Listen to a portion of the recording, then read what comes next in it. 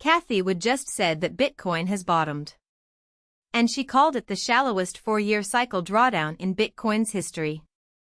Let's break down what the head of ARK Invest is actually seeing right now. We'll cover 3 things today. First, why she thinks this is the bottom. Second, why she believes Bitcoin is splitting away from gold. And third, the bigger picture underneath it all, what you might call tech-driven deflation. Start with the bottom. Her team watches macro signals like where capital is rotating and how Bitcoin moves relative to gold. Gold has been falling, and Bitcoin had been falling too, but she reads the recent action as a bottoming process. And in her view, this isn't just a local bounce. It's the technical start of a volatile but broad multi-year uptrend resuming. Here's the core logic. Bitcoin's mathematically fixed scarcity, she argues, is stronger than gold's physical supply mechanics. When gold's price rises, there's an incentive to dig up more of it. But Bitcoin's issuance is set in code, so no matter how much demand piles in, the supply doesn't expand. That, she says, leads to a structural decoupling, where Bitcoin heads off on its own asymmetric upward path. So where does the fuel come from?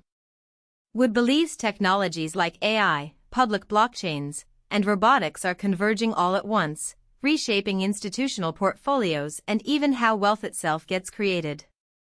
She points out that a measure of corporate capital spending just broke out of a range it had been stuck in for 40 years, and she thinks the AI boom has only just begun, with these technologies weaving into every industry and every company. Here's one interesting data point.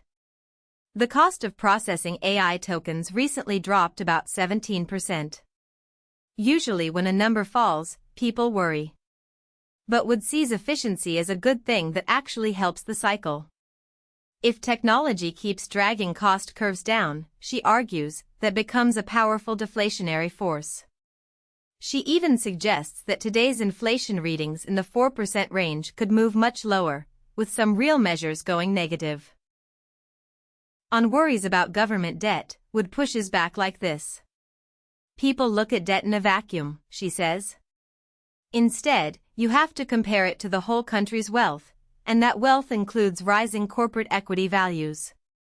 Through that bigger lens of wealth to debt, things have been steadily improving, and she argues that as productivity rises, the tax base grows and deficits shrink far faster than most people expect. And here's a counterintuitive one. There's a study suggesting that companies aggressively adopting AI actually hired 10% more people over 2 years than those that didn't, the opposite of the fear that AI just cuts jobs.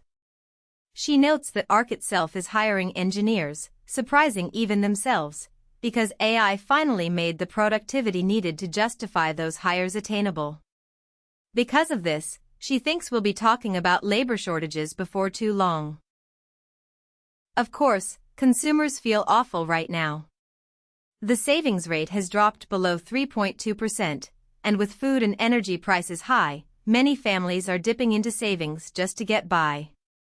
Auto loan delinquencies are at record highs, and interestingly, people are keeping up their credit card payments while letting their cars get repossessed, because with Uber and Lyft everywhere, they don't strictly need their own car anymore. Yet overall spending is still fairly steady, propped up disproportionately by higher-income households. There's a housing and rates angle too. Rates are high enough that moving homes would roughly double your mortgage, so people are trapped in place. But if productivity rises enough that companies start passing lower costs into lower prices, Wood thinks long-term rates could come down. She points to the Industrial Revolution, which had plenty of boom and bust, yet ultimately delivered that kind of deflationary growth. To sum up, Wood disagrees with the standard models that say the economy will simply get better or worse soon. She thinks those models don't capture how fast technology is reshaping the economy.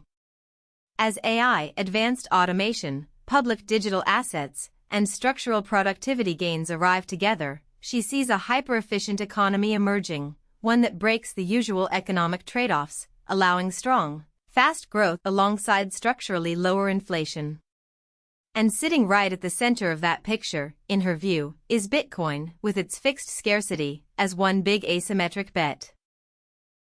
Of course, this is one person's strong forecast, and there are plenty of skeptical views on the other side. In the end, the judgment is yours. This video is for informational purposes only and is not investment advice.